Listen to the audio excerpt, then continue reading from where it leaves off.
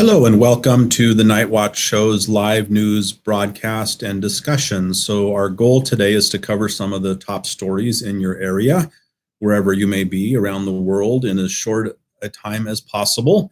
If you have any questions, feel free to type them in the chat box and we'll do our best to reply to those questions either during the broadcast or afterwards. We won't be able to hit all news everywhere, but we hope to touch on some top news in your area and answer any questions you might have either during the broadcast or after the broadcast. So thank you for joining. Please click subscribe for ongoing updates. Let's get started with a story out of America today that was published on vice.com. This is quite interesting, so I just want to take a minute to review it with you. The Senate votes to allow the FBI to look at your web browsing history without a warrant in America. Now, the vote didn't quite pass. The headline of the article makes it seem as though it did pass, but apparently it lost by just one vote. So to go through the article, basically the situation is the US Senate has voted on the Wyden Amendment to House Resolution 6172, the FISA extension bill. The vote came in 59 yes, 37 no. It required 60 votes to pass. The vote, if passed, would have given law enforcement agencies access to web browsing data without a warrant, which would dramatically expand the government's surveillance powers in the midst of the COVID-19 pandemic. The power grab was led by Senate Majority Leader Mitch McConnell as part of a reauthorization of the Patriot Act, which gives the federal agencies broad domestic surveillance powers. So essentially, had that passed, that would have given law enforcement the option to, without warrant, have access to browsing history. So everything you've ever searched online in your favorite search engines would be accessible by law enforcement, specifically by the FBI. Now, a few that needed to vote did not show up, for example. So they expected the vote to pass, but in a shocking upset, the privacy-preserving amendment fell short by a single vote after several senators who would have voted yes failed to show up to the session, including Bernie Sanders. 9 Democratic senators also voted no, causing the amendment to fall short of the 60-vote threshold needed to pass. So that was just one vote away, which is a pretty big deal. That would have changed things quite a bit. Okay, so moving along to some news here in the Philippines. In the Philippines, we have multiple broadcasts about signal alerts, 9 areas under Signal 3 alert, according to GMA News, as Ambo approaches North Quezon Laguna area. So there's quite a bit of concern on a massive storm with destructive winds and intense rainfall at this time coming in. And another report on CNN Philippines, which is discussing the fact that Ambo has made multiple landfalls. Apparently it's 6 landfall in the Philippines so far. So it's a powerful typhoon. Hopefully everyone is staying safe in the midst of this weather. There's nothing worse than having a typhoon or any type of major weather disaster hit when everybody's in a state of either various stages of quarantine, and to have the power go out, especially when the weather's hot in the midst of severe weather when you're on quarantine and you can't really go anywhere, it is quite challenging. So best of luck to everyone weathering that storm. Let's go over some other news right now while we're talking about the Philippines. So the story just in, which is pretty interesting, on Asia Pacific drug trade, which this isn't really specifically about the Philippines. It's more Asia Pacific related, but it touches on many countries in Southeast Asia as well. So what's interesting is that amid the COVID-19 pandemic, Asia Pacific drug trade is actually thriving at this time, which you might find surprising. I would have assumed it may have wound down or even stopped, but apparently it's thriving. This according to Reuters out of Bangkok just today. Illicit drug markets in the Asia Pacific region continue to expand and diversify and appear to be largely unaffected by the coronavirus outbreak, the United Nations said on Friday.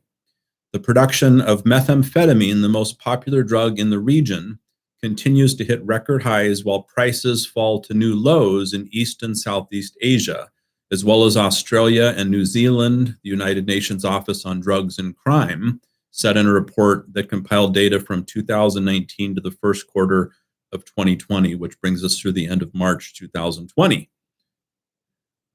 It is hard to imagine that organized crime have again managed to expand the drug market, but they have, said Jeremy Douglas, representative for Southeast Asia and the Pacific with the United Nations Office on Drugs and Crime.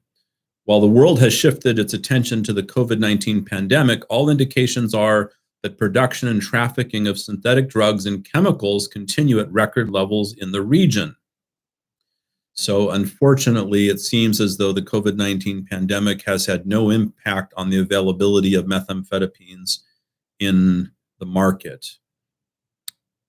Asian crime syndicates produce both potent crystal meth and less expensive tablets of meth mixed with caffeine known as yaba or crazy drug in the Thai language.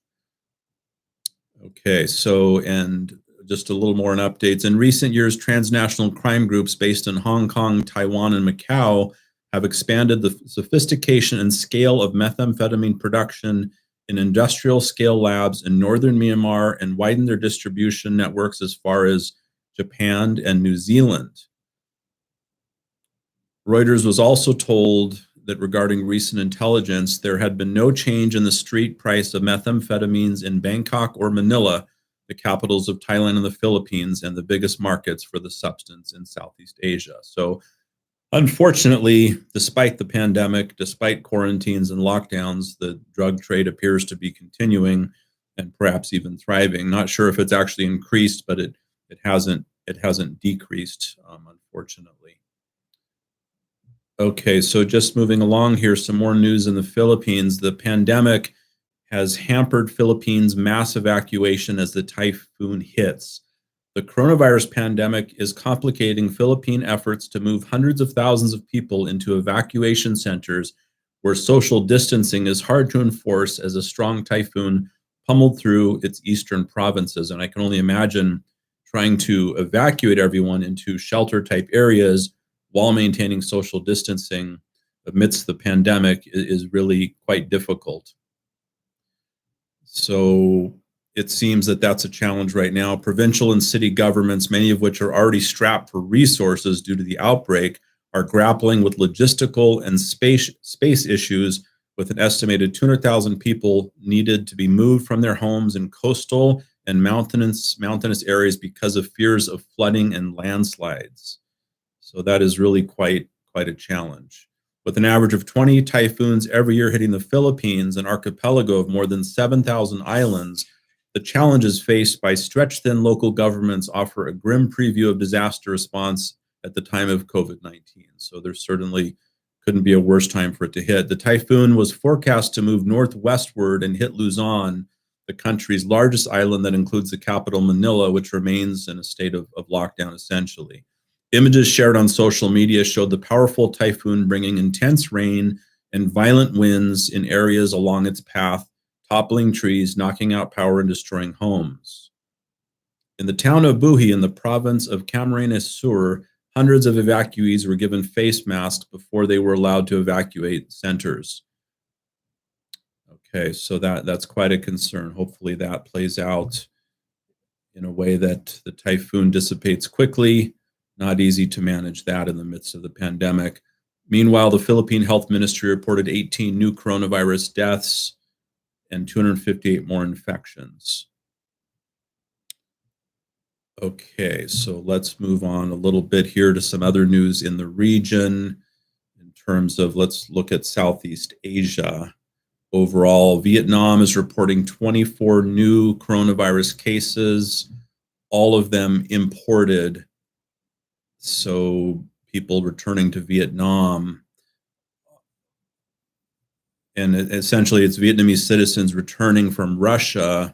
It seems were a number of those cases who were placed under quarantine on arrival. The Southeast Asian country has gone 29 days without a domestically transmitted infection, which is very impressive, and has registered a total of 312 cases with no deaths, the ministry said. So Vietnam's handling it quite well. Over 90% of Vietnam's confirmed cases have recovered. So the 24 new coronavirus cases on Friday were imported, which is quite unfortunate, but being addressed at this time.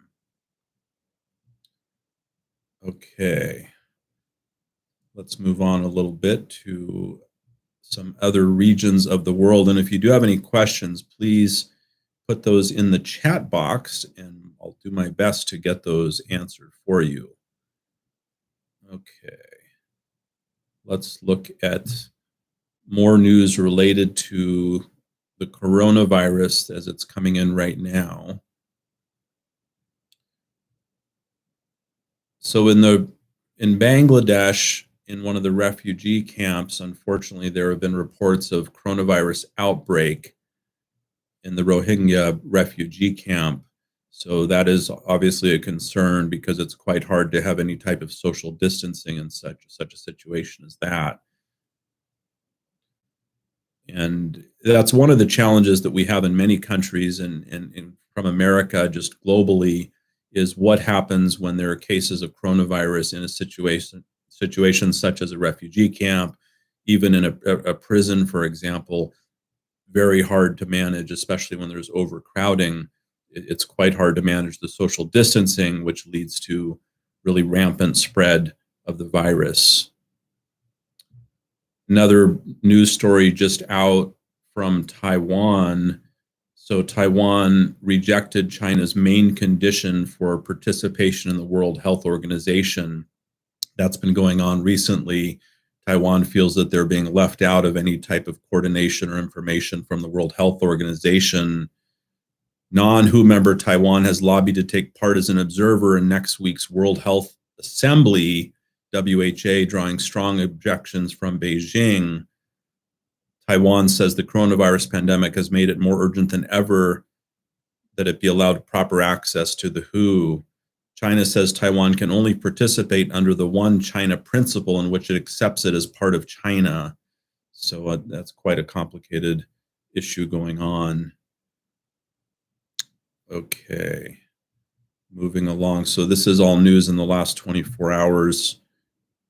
Let's take a look at news breaking just at this time in the last hour.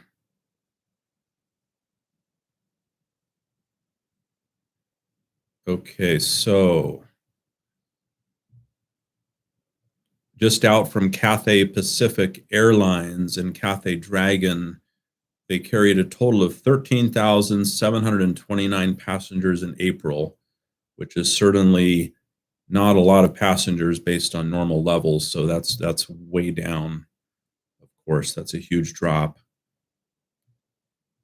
Also, some news just in chipmaker, Taiwan Semiconductor Manufacturing essentially is making a $12 billion investment